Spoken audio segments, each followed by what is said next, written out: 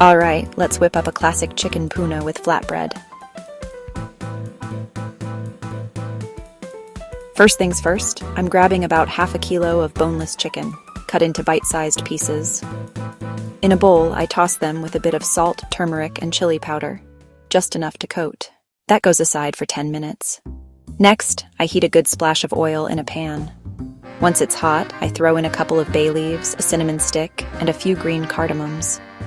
Those spices start sizzling. Smells amazing already. I add 2 big chopped onions and saute until they turn golden. This step is key, don't rush it. Now, in go a tablespoon each of ginger and garlic paste. I cook it down until that raw smell disappears.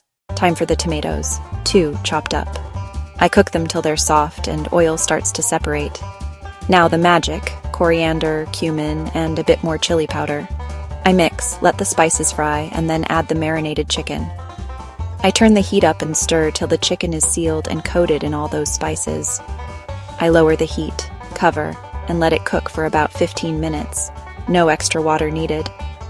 Bhuna means to fry, so the chicken cooks in its own juices, thick and rich. While that's happening, I mix whole wheat flour, a pinch of salt, and water to make a soft dough.